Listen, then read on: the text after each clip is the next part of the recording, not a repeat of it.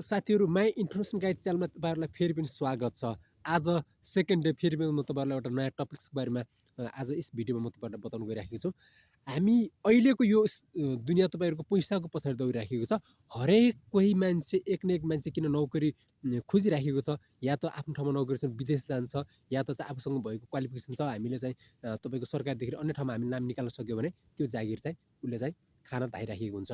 किनभने हामीले चाहिँ शिक्षा क्षेत्रमा पढ्दा गरेर धेरै पैसा खर्च भइसकेको हुन्छ। त्यसभन्दा चाहिँ हामी लास्टमा गएर जागिर खोज्छौँ, जागिर पनि मिल्दैन, त्यही पनि हामीले चाहिँ विदेश खाडी जस्तो देशहरूमा गएर काम गर्नुपर्ने अवस्था आउँछ।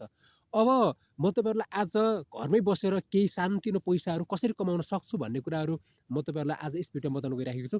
पैसा कमाउनु मात्र होइन, पैसालाई बचाउन पनि सक्नुपर्छ। पैसालाई बचाउन सकेनौँ भने हामी पैसा कमाउन सक्दैनौँ, किनभने पैसालाई सही ठाउँमा सदुपयोग गर्न सकेनौँ भने। यस्तै धेरै तपाईँहरूको पैसा यदि कमाउँदै हुनुहुन्छ भने सेभिङ गर्ने त धेरै ठाउँहरू छन्, पैसा बढाउने ठाउँहरू। जस्तै हामी अनलाइनबाट त धेरै पैसा कमाउन सक्दछौँ।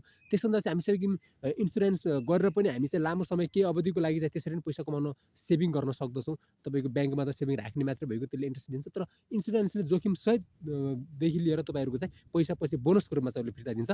र हामी सर्ट टर्मको लागि के गर्न पनि सक्छौँ भने तपाईँहरूको चाहिँ सेयर मार्केटमा पैसा लगानी गरेर त्यहाँबाट पनि पैसा कमाउन सक्छौँ। त्यसभन्दा चाहिँ हामी त्यहाँभन्दा पनि सानोतिनो के गर्न सक्दछौँ भने अनलाइनबाट एप्सहरू इन्स्टल गरेर, जस्तै तपाईँहरू गाउँमा बसिराख्नु भएको छ, पैसा झिक्न पनि आजभोलि कहाँ जानुपर्ने हिँड्नुपर्ने अवस्था आउँछ। तपाईँको चाहिँ आइएमई सेन्टरमा जानुपर्ने अवस्था आउँछ।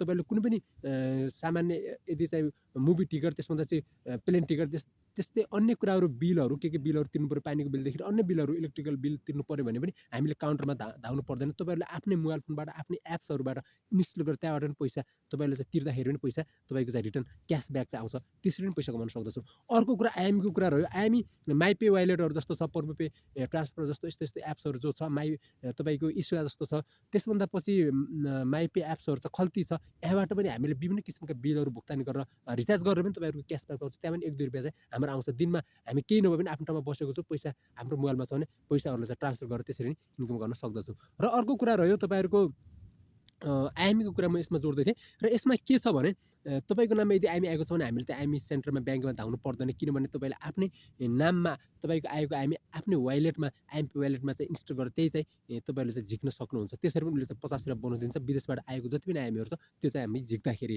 त्यस्तै गाउँमा धेरै मान्छेहरूको तपाईँहरूको नाममा यदि आइएमई आयो, तपाईँहरूले आफ्नै वालेटमा झिक्नुभयो भने पनि त्यसरी पनि तपाईँहरूको चाहिँ पैसा 50 रुपियाँ बोनसको रूपमा इन्कम हुन्छ। र त्यहाँ केही नभए पनि खातामा हाल्दाखेरि फेरि तपाईँको 10 रुपियाँ खर्च गरेर बाँकी 40 रुपियाँ बच्दछ। त्यसरी पनि पैसा कमाउन सक्दछु। र बाँकी रह्यो, मैले हिजोको भिडियोमा तपाईँहरूलाई युट्युब एकाउन्ट, युट्युब च्यानल बनाएर पनि त्यहाँबाट पैसा कमाउन सकिन्छ।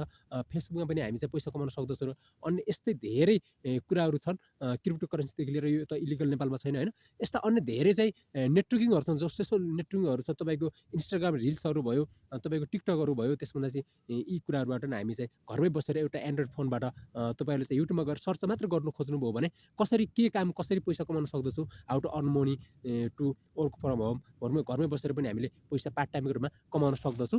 आजको यस भिडियोमा तपाईँलाई यति नै बताउन गइराखेँ मैले। भिडियो मन परेमा भिडियोलाई लाइक गर्नु नभुल्नु होला, र च्यानलमा नयाँ हुनुहुन्छ भने च्यानललाई सब्सक्राइब गर्नु नभुल्नु होला। यस्तै नयाँ भिडियोहरू पाउनुको लागि तपाईँहरूले चाहिँ साइडमा रहेको बेल आइकनलाई पनि अन गर्नुपर्ने हुन्छ। Thanks for watching this video. फेरि मिल्नेछौँ अर्को नयाँ भिडियोमा।